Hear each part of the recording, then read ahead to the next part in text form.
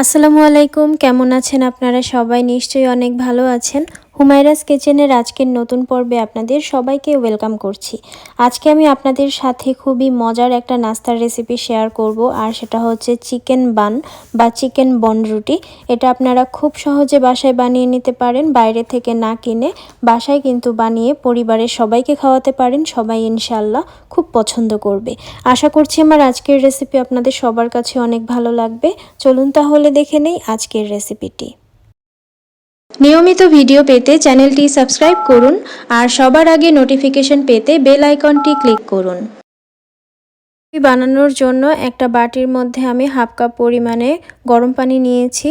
তারপরে এখানে দিলাম 1 টেবিল চামচ পরিমাণে ইস্ট আর 1 টেবিল চামচ পরিমাণে চিনি। প্রথমে ইস্ট অ্যাক্টিভ করে নিব, তারপর মিক্স করে 10 মিনিটের জন্য ঢেকে রাখছি।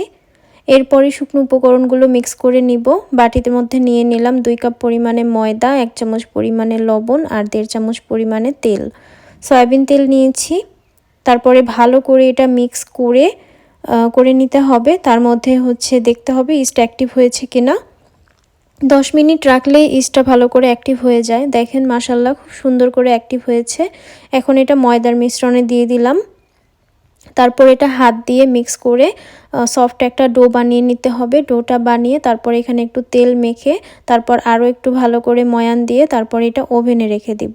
আমি সবসময় মাইক্রোওয়েভ বা ওভেন যেটা আছে সেটার ভিতরে রাখি 1 থেকে 1.5 ঘন্টার মতো। দরজাটা ওভেনের ডোর লাগিয়ে রেখে, ভেতরটা যেহেতু গরম থাকে, ইস্ট খুব সুন্দর ডোটা খুব সুন্দর করে ফুলে উঠবে।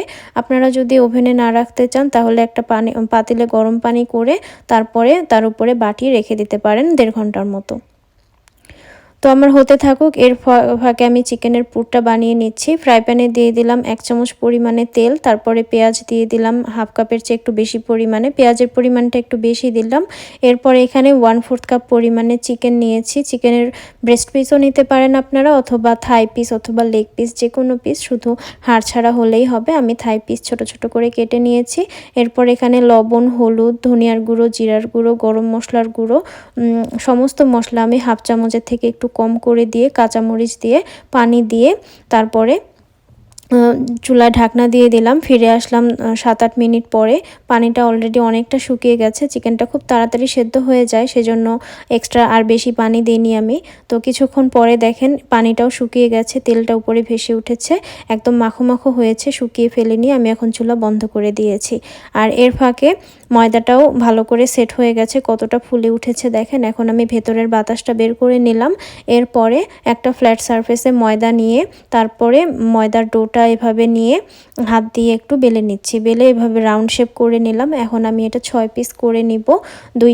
2 কাপ ময়দা দিয়ে খুব সুন্দর 6টা বানানো যায়।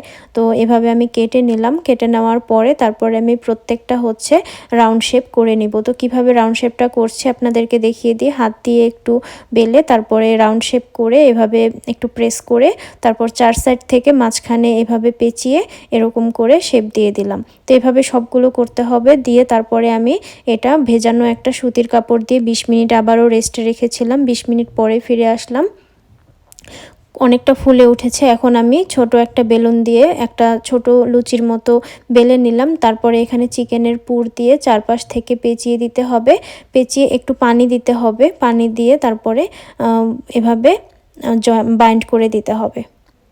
তো দেখেন চিকেন বন হয়ে গেল। এভাবে আমি আরও বানিয়ে নিব। তারপরে দেখেন আর একটু কিছুক্ষণ রেখেছিলাম 10 মিনিট, এতে করে আরও ফুলে গেছে। তারপরে একটা ফ্রাই প্যানে তেল দিয়ে বাটার পেপার দিয়ে উপরে চিকেন বনগুলো দিয়ে দিলাম।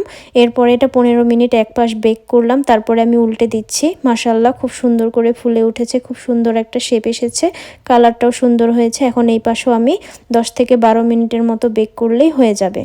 তো খুবই সুন্দর একটা কালার এসেছে। এখন আমি এগুলো তুলে নিয়ে বাটার পেপারটা সরিয়ে এখানে একটু বাটার দিয়ে দিলাম, অল্প একটু বাটার দিয়ে তারপরে চিকেন বনগুলো এখানে দিয়ে একটু সব দিকে বাটারটা লাগিয়ে নিব। এতে করে খেতেও ভালো লাগবে, কালারটাও অনেক সুন্দর আসবে। আমার চিকেন বন রুটি বা চিকেন বান হয়ে গেছে। আমি এখন তুলে নিয়ে পরিবেশন করব।